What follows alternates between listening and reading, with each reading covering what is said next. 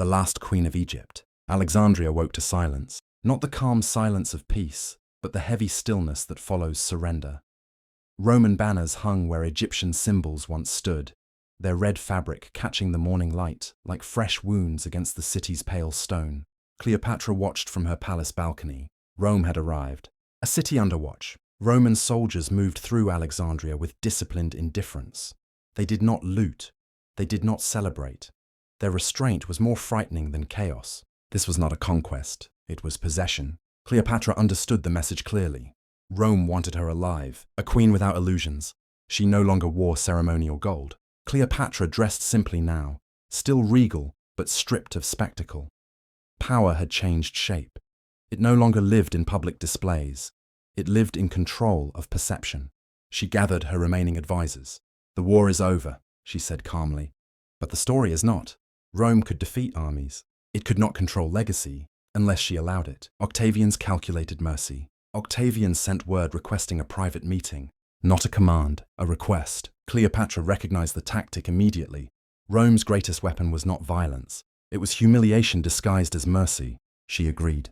The meeting of victors. They met in a guarded chamber overlooking the harbor. Octavian entered without ceremony. He studied Cleopatra openly, not as a ruler assessing another, but as a collector examining something rare. "You are younger than Rome imagined," he said. Cleopatra smiled faintly. "Rome imagines what it needs to fear." Octavian did not deny it. The offer. He spoke gently, reasonably. Egypt would become a Roman province. Cleopatra's children would live under Roman supervision. Cleopatra herself would be taken to Rome, not as a prisoner, as a symbol. She would walk in his triumph. The crowd would cheer. History would applaud Rome's mercy, and Cleopatra would live, stripped of power, dignity, and choice. A queen's silence. Cleopatra listened without interruption. She asked no questions. When Octavian finished, she thanked him. That unsettled him. The cage she refused. After the meeting, Cleopatra returned to her chambers alone. She looked at the mirror for a long time, not searching for beauty, but for resolve. Rome wanted her alive because a living queen could be displayed. A dead queen could not be controlled. Cleopatra began to plan, securing the future. She arranged her children's safety as best she could. Caesarion was sent away quietly, eastward, beyond Rome's immediate reach. It was a fragile hope, but hope was all she had left. The myth takes shape. Rome would write its version of Cleopatra regardless. She would be painted as a temptress, a manipulator, a cautionary tale. Cleopatra accepted that, but she would decide how the story ended. A choice only queens make. As night fell over Alexandria, Cleopatra sat alone in candlelight.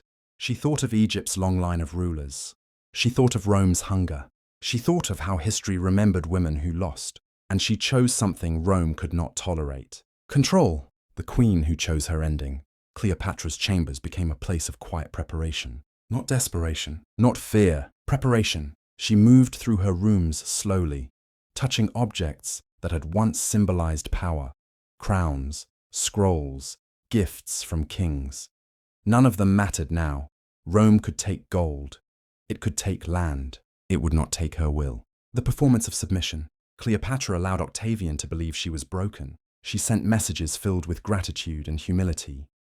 She spoke of cooperation, of loyalty, of acceptance. Octavian received them with satisfaction. He believed the queen had finally understood her place. That belief would cost him the victory he wanted most, the hidden fear of Rome. Despite his confidence, Octavian placed guards outside Cleopatra's chambers. Not because he feared rebellion, because he feared choice. Rome had learned long ago that defeated queens were unpredictable. The queen and the crown. Cleopatra dressed carefully on the final day. Not in mourning, not in extravagance.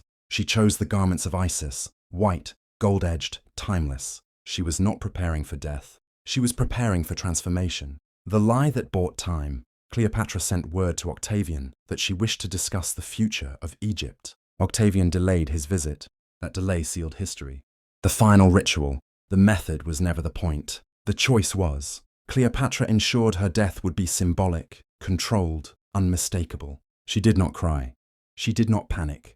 She lay down beside the crown of Egypt and chose silence over chains. Discovery. When Roman guards entered the chamber, they found no struggle, only stillness. Cleopatra lay motionless, her face calm, her body arranged with purpose.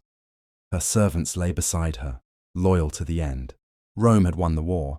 It had lost the story. Octavian's rage. Octavian arrived too late. For the first time, his control slipped. He had planned a triumph, a parade, a queen in chains. Cleopatra had denied him all of it. Rome rewrites the ending. Unable to display her alive, Rome turned to myth. They called her reckless. They called her foolish. They called her a lover who died for passion. Anything but a ruler who chose her fate. Egypt falls, Cleopatra rises. Egypt became a Roman province. Temples were repurposed, names erased, symbols replaced. But Cleopatra did not disappear. She became legend. A woman who challenged Rome and refused humiliation. A queen who understood that power does not always mean survival. Sometimes, power means deciding how history ends. How Cleopatra defeated Rome after death. Rome believed the story was finished. The queen was dead. Egypt was conquered. The empire had won, but history does not always obey empires. The body Rome could not break. Octavian ordered Cleopatra buried with honor. Not out of respect, but necessity. Rome feared unrest in Egypt. A disgraced burial could turn the dead queen into a martyr overnight. Temples still whispered her name. Priests still spoke of Isis. So Rome pretended to be merciful. But mercy did not erase memory. Caesarion's vanishing. The last threat to Rome was not Cleopatra. It was her son.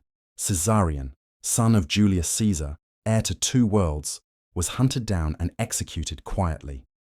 Rome left no record of the moment, because some deaths are too dangerous to acknowledge. With him ended the Ptolemaic dynasty. With him ended Egypt's independence. Egypt without a queen. Rome reorganized Egypt carefully. Not as a partner, not as a province like others, but as a personal possession of the emperor. Egypt's grain fed Rome. Its gold fueled wars. Its culture was stripped and repackaged as exotic luxury for Roman elites. But Egypt never forgot. Cleopatra's face still appeared in temples long after Rome forbade it. The propaganda that failed. Rome tried to define Cleopatra. They called her a seductress, a witch, a foreign corrupter of Roman men. But propaganda weakens with time. What remains is pattern. Cleopatra ruled alone in a world that hated women in power. She negotiated with the greatest empire on earth. She survived exile, civil war, and betrayal. And when defeat became inevitable, she chose dignity. Octavian becomes Augustus. Octavian returned to Rome victorious. He became Augustus, the first emperor of Rome. He brought peace. He brought order. But his reign began with a truth Rome never celebrated. It took the death of a queen to build an empire. The legacy Rome could not erase. Centuries passed. Empires fell. Rome itself collapsed. But Cleopatra endured. Not as Rome described her, but as something far more dangerous. A woman who ruled, a queen who challenged history's rules, a leader who understood that power is not just about winning, it is about being remembered. Cleopatra today. Today, Cleopatra exists everywhere Rome failed to control. In books, in film, in debate. She is studied, reimagined, argued over. Because Rome feared her not for love, but for intelligence. The final truth, Cleopatra did not lose to Rome. She forced Rome to destroy her. And in doing so, she denied it the one thing it wanted most. Ownership of her story. Cleopatra, the queen, history couldn't silence. History often pretends it is written by winners, but the truth is more complicated. Some stories survive not because they were victorious, but because they were too powerful to erase. Cleopatra's is one of them. After the crown fell, when Cleopatra died, Rome believed it had closed a chapter. The banners were lowered. The statues were dismantled.